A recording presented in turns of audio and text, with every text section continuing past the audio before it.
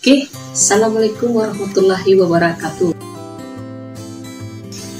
Nah, kita sekarang lagi menggalakkan tentang literasi dan minat baca. Makanya kita sekarang berbanyak-banyak untuk melihat dan mereview buku-buku. Saya lebih tertarik dengan buku-buku lama tentang Minangkabau. Juga termasuk naskah-naskah dan manuskrip-manuskrip yang ada di Minangkabau. Salah satu buku yang akan kita review yang ini menceritakan kondisi-kondisi Minangkabau masa lalu. Buku ini saya yang nulis, judulnya Surau Aset Lokal yang Tercecer. Saya ingin bercerita dulu tentang surau bagi orang Minangkabau, bermakna berbeda dengan tempat-tempat lainkah atau sama. Surau juga tidak bisa disamakan dengan musala, dengan masjid kalau dalam tempo masa lalu. Nah, surau itu adalah sebagai salah satu tradisi yang ada di situ.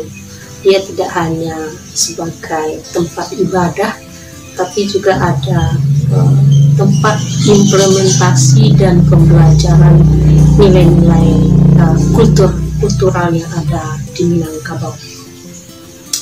Nah, hampir sama fungsinya kalau pada masa lalu surau itu dengan pondok pesantren yang ada kita lihat di Jawa pada masa lalu.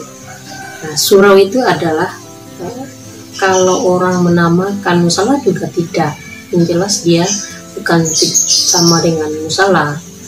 Nah, kita penempatan surau pada awal abad 19 itu yang penting bagi kita, sehingga orang sekarang kenapa dia mau balik ke surau, kembali ke surau, itu ternyata ada dimensi-dimensi kultural yang ada di surau itu.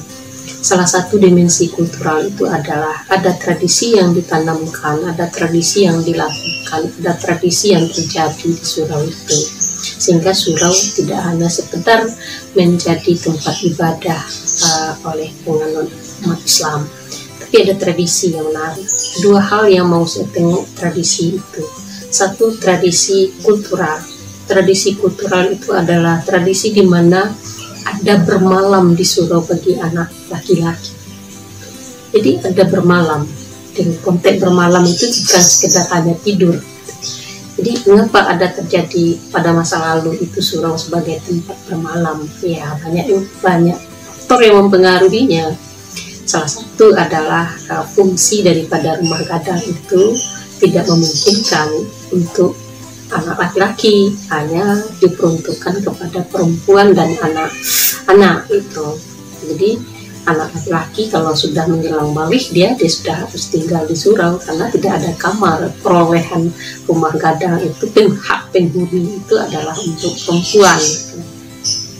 Jadi kemana dia lari laki-laki kalau dia sudah menjelang balik? Ya ke surau, tidur di surau, malam di surau gitu. Malam itu yang menyebabkan pertama ke surau itu jadi tempat malam.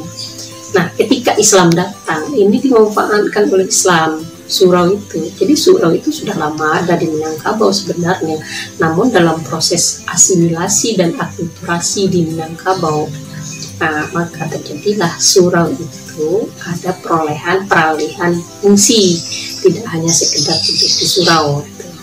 Jadi surau kemudian diambil alih oleh penyebar Islam, maka surau dijadikan tempat studi pembelajaran agama Islam. Di samping juga memiliki fungsi ibadah. Di surau oleh sebab itulah masa lalu itu karena ada fungsi kultural yang diteruskan oleh Islam, artinya apa? Sisi-sisi yang bisa menyebabkan Islam itu cepat menyebar itu diambil alih oleh ulama-ulama masa lalu itu. Nah, ulama-ulama itu kemudian mengambil alih fungsi surau, tetapi tidak menghilangkan makna dan substansi tradisi yang ada di surau itu, di mana bermalam bagi laki-laki di surau itu tetap ada gitu. Ini yang menarik gitu. Jadi ketika Islam itu datang, para ulama-ulama datang mengambil hal itu, maka yang terjadi adalah adanya perubahan fungsi surau dari sekedar hanya bermalam menjadi tempat pendidikan bagi laki-laki. Jadi ulama tadi adalah dengan sangat mudah mengumpulkan orang, kemudian mengajarkan ajaran-ajaran agama. Kemudian di samping itu surau juga dialihfungsikan menjadi fungsi keislaman sebagai tempat ibadah. Jadi bermalam di surau itu bagi anak laki-laki terus. Nah, jadi akhirnya apa yang terjadi? Nah, surau dahulu hanya tempat bermalam, sekarang beralih menjadi fungsi pendidikan karena ulama-ulama mengambil alih itu. Ulama-ulama melakukan pendidikan dan penyebaran Islam melalui itu. Jadi di surau menjadi tempat belajar agama, tempat beribadah, tapi diakomodasi dan diambil alih oleh ulama-ulama itu. Tidak ada ulama-ulama di Minangkabau ini yang tidak memiliki surau pada masa lalu itu. Malahan keterujian seorang ulama, seorang pemuka ulama dibuktikan dengan adanya dia memiliki surau. Nah, akhirnya bermalam di surau itu tidak hanya bersekedar bermalam, tetapi datang orang untuk menuntut ilmu di situ, menjadi pusat studi dia, menjadi lembaga pendidikan dia. Tetapi tradisi kultural tadi bermalam tadi tidak dihilangkan, tetap ada bermalam gitu. Dia yang jadi orang makin berkembang, kemudian surau itu semakin menjadi peralih fungsi jadi tempat pendidikan. Ini yang paling penting. Nah, bermalam di surau itulah masa lalu itu. Di Minangkabau tidak terjadi lama kekosongan dari sistem pendidikan, dari mendapatkan pendidikan, terutama untuk laki-laki gitu. Ya, nah sistem-sistem yang dikembangkan oleh ulama tradisional di surau itu menginspirasi orang untuk belajar jauh, untuk mencari ilmu yang lebih daripada apa yang diperolehnya di surau itu. Nah, di samping tradisi adanya penyebaran Islam, nah tradisi-tradisi bermalam di surau tadi tidak hanya untuk belajar ngaji saja, tetapi juga belajar adat istiadat. Malahan seorang ulama itu di Minangkabau harus pandai basile, harus pandai berkata lebih, seterusnya. Dia mengajarkan itu, tradisi-tradisi itu di waktu senggang. Atau anak-anak surau tadi, santri-santri surau tadi, orang yang bermalam di surau tadi, laki-laki yang bermalam di surau tadi, dia mengembangkan aset-aset kultur yang ada pada dia, aset-aset yang dekat ada dengan dia, sehingga ada terjadi dua penguatan. Di samping penguatan nilai-nilai budaya, juga terjadi penguatan ajaran Islam dan sistem pendidikan Islam di Minangkabau. Menurut saya inilah yang menjadi faktor penyebab salah satunya berkembangnya para ulama-ulama pada masa lalu, karena adanya sistem yang dikembangkan oleh ulama-ulama itu di surau. Ada pengajaran dan keterujian ulama itu juga dibuktikan oleh adanya surau-surau dia itu.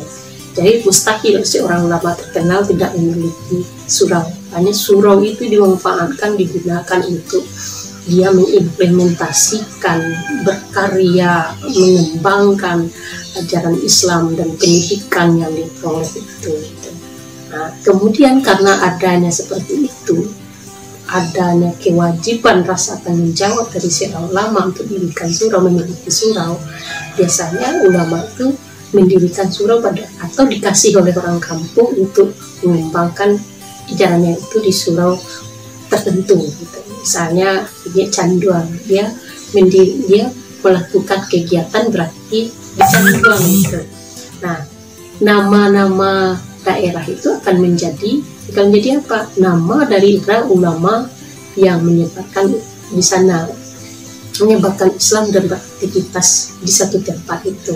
Di implikasinya apa? Dia tidak lagi dikenal dengan nama dia, tapi dia diberikan dengan nama dan julukan di mana dia berada beraktivitas itu. Itu yang lebih menarik. Jadi pantang bagi orang Minang menyebut seorang itu dengan namanya, tapi disebutkan kalau tidak dengan gelar dia, kalau tidak dengan berdasarkan di mana dia beraktivitas. Itu menarik itu. Jadi menyebut kebesaran orang dengan nama di wilayahnya itu adalah menunjukkan adanya sesuatu yang dilakukan oleh orang itu di tempat di mana nama itu diberikan kepada dia. Itu satu. Yang kedua, ini yang lebih penting menurut saya, surau-surau tradisional, sistem pendidikan surau itu telah memberikan dorongan yang luar biasa kepada generasi muda Minangkabau untuk mendapatkan, untuk belajar secara terus-menerus, sehingga berkembanglah sistem pendidikan itu, berkembanglah kaum-kaum intelektual surau, yang kemudian dia juga yang akan menjadi golongan modernis dari sistem pendidikan agama Islam di Minangkabau. Jadi surau itu memang sebagai tempat uji kelayakan seorang ulama. Mustahil seorang ulama yang dipanggil dengan Syekh Ustadz itu, Buya itu, tidak memiliki surau. Nah, kalau dia tidak memiliki surau akan menjadi cemoohan, tetapi dia semuanya ternyata kalau kita lihat ulama-ulama besar itu selalu memiliki surau di mana dia berada. Nah, ini sampai saat sekarang kondisi ini tidak berkembang. Makanya orang berromantis dengan kondisi masa lalu di surau, tapi itu romantis. Kondisi dulu dengan sekarang berbeda, tidak bisa lagi kita samakan surau itu jadi penentu dari perkembangan agama Islam dan pengajaran agama Islam. Tapi ya, kalau mau juga kita perlu adanya modifikasi sistemnya itu. Tidak sekedar hanya imbauan ngaji di senja hari itu disebut dengan balik ke surau, tidak bisa. Kalau balik ke surau hanya sekedar ngaji, hilang substansinya. Karena surau itu dalam konteks sejarah tidak hanya menjadi tempat tidur, tempat ngaji-ngaji, tapi ada dua kultur yang ada di situ. Kultural Keminangkabauan dikembangkan, dan kemudian kekuatan pendidikan Islam itu. Dan kekuatan pendidikan Islam itu termasuk dari segi sistem pengajarannya. Tidak bisa kita bilang seperti pengajaran TPA, tapi ada pengajaran yang karismatik, yang berilmu tinggi daripada syekh-syekh atau ulama-ulama yang ada di situ. Makanya surau Tempo Lalu itu sangat berhasil memberikan dorongan, memberikan seseorang itu berqualified ilmu keislamannya. Kemudian baru dia disuruh pulanglah. Dia pulang, dia duduk-duduk, tidak duduk-duduk menyemparkan dari surau ke surau, tetapi dia betul-betul memiliki satu surau pula sebagai basis di mana dia untuk menyebarkan Islam. Jadi kalau ada basis itu orang akan tahu. Nah, mana mengujinya seorang ulama itu karismatik dan memiliki ilmu tinggi. Satu adalah sejauh mana orang banyaknya pergi menuntut ilmu dan mendatangi surau itu.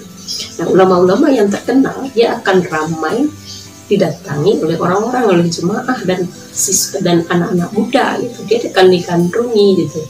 Nah, walaupun seperti itu, ulama-ulama terdahulu tidak hanya berbicara secara global, tidak serba tahu, tetapi memiliki ada juga kualifikasi keahlian. Nah, ulama yang memiliki keahlian falak, dialah yang dirujuk. Keahlian fikih, dialah yang dirujuk. Kalau mau ahli fikih, pergilah ke situ. Kalau mau ahli tafsir, pergilah ke situ. Sudah ada kualifikasinya. Saya yakin orang yang berbicara sesuai dengan keilmuan itu, maka dia akan menunjukkan keilmuannya itu teruji kita dengar. Tidak bisa disamakan ulama itu serba tahu. Enggak. Ulama juga harus memiliki kualifikasi. Kita dengar dia kena kualifikasinya itu.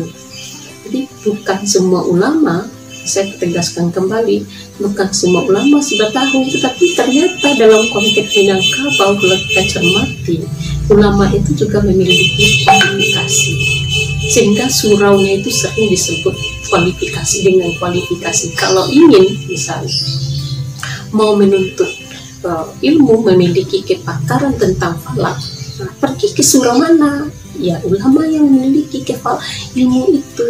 Gitu pula kalau ingin menguasai fikih misalnya, pergilah ke surau yang ilmu kiainya atau ustadznya atau syekhnya itu memiliki kualifikasi itu. Tidak bisa disamakan. Nah, jadi ulama-ulama dulu sudah memiliki keahlian keilmuan itu, menunjukkan dia ahli dalam itu. Jadi tidak hanya Nah, dengan berbicara seluruhnya umum dia sudah tahu, enggak, ternyata sudah diajarkan seperti itu. Nah, di kedalaman-kedalaman ilmu itulah yang membuat orang berpusu-pusu di situ. Berpusu-pusu itu adalah berbondong-bondong. Saya misalnya kalau ingin menuntut ilmu ahli tentang fikih, mau menuntut ilmu fikih, saya cari siapa ulama yang ahli fikih itu, makanya saya datang ke suraunya gitu. Jadi tidak serta-merta saya ini serbanya, tetapi saya ahli dalam fikih nanti yang karena dia guru. Oh, setelah itu saya tidak lagi rasanya saya ingin membutuhkan yang lain. Misalnya saya disarankan memiliki ilmu falak, saya datang seperti itu. Jadi kualifikasi keilmuan itu ternyata di Minangkabau juga sudah terjadi dalam dunia keulamaan gitu. Nah, ini paling menarik. Jadi dulu itu ada kekuatan-kekuatan yang ada di masing-masing surau, tidak hanya kekuatan-kekuatan ilmu agama doang gitu, tapi kekuatan-kekuatan ilmu agama yang sudah terspesifikasi. Itu yang penting. Nah, jadi itu mungkin menjadikan kita berpedoman pada masa lalu itu kesuksesan yang dialami di surau itu. Jadi kalau hanya sekedar kita nyatakan kita ingin kembali ke surau, tidak cukup seperti kembali ke surau dengan ngaji maghrib, enggak cukup. Tetapi harus ada tadi itu gitu. Jadi ada 3 hal kan, 3 aspek itu yang berkembang di surau. Apa itu?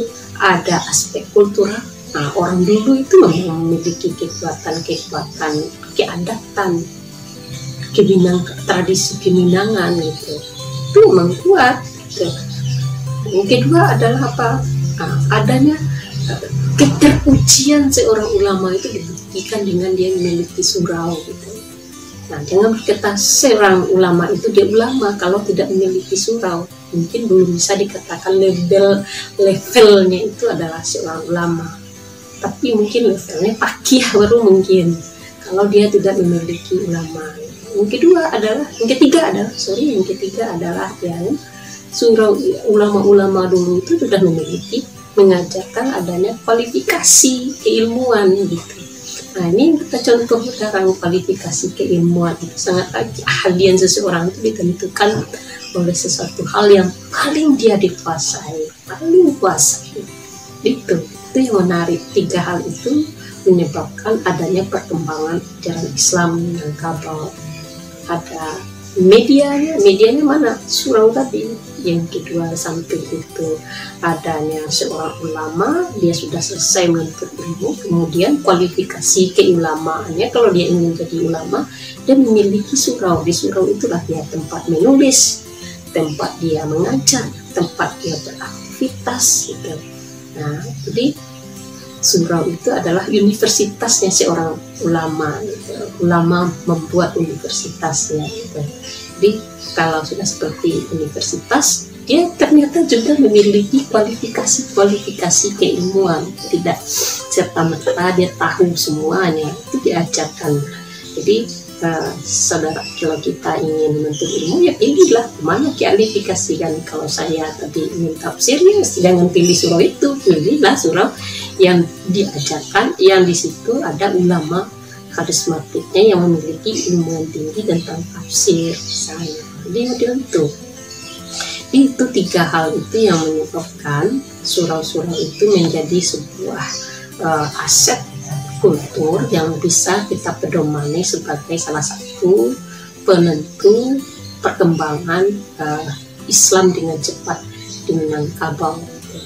Jadi mungkin kalau ada kita akan bahas selanjutnya tentang tradisi-tradisi apa yang dilakukan di surau. Sementara itu saja dulu bahwa surau itu sudah memiliki 3 karakteristik yang ada di dalamnya. Pertama, karakteristik kultural. Mana karakteristik kultural itu? Ada bermalam di surau, mengakomodasi laki-laki karena tidak memiliki tempat tidur di rumah gadangnya. Bilik kamar itu tidak ada untuk laki-laki. Mana dia mau pergi di surau? Ketika di surau dia ngapain? Sekedar tidur? Enggak, dia belajar adat, belajar agama dan seterusnya. Yang kedua, surau dijadikan tempat menentukan kualifikasi seorang menjadi meningkat levelnya menjadi syekh atau menjadi pemuka agama. Nah, jadi pemuka agama itu, ulama itu dikatakan masa lalu itu kalau tidak punya surau jangan berani nyebut dirinya sebagai seorang ulama, seorang syekh. Tapi dibuktikan dulu dengan dia membuka surau ini. Ada surau itu sebagai tempat beraktivitas. Nah, yang ketiga, dia tidak cukup ngomong dan tidak cukup tidak melakukan pengembangan ajaran Islam itu berbasis tempat gitu. Jadi di tempat itu dia bebas nulis, bebas beraktivitas, mengembangkan ajaran Islam, pendidikan. Nah, makanya ulama-ulama dulu itu banyak naskah-naskahnya kita temukan. Tidak ada ulama yang tidak nulis itu, tapi nulis semua nulis. Nah, ini yang menariknya pada masa lalu itu karena dia memiliki tempat tersendiri.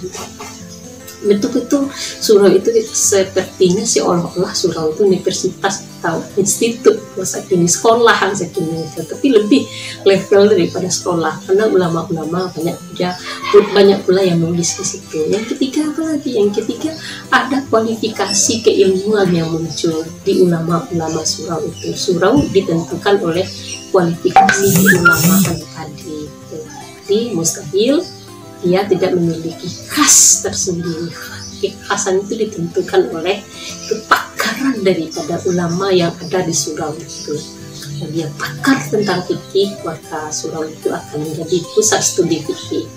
Kalau ulama itu pakar dengan falak, dia akan menjadi pusat studi falak. Nah, ini yang terpenting, kecepatan terjadinya penyebaran Islam di Minangkabau di antaranya, dan sekaligus menjadikan gezah dan karismatik ulama itu pada masa lalu.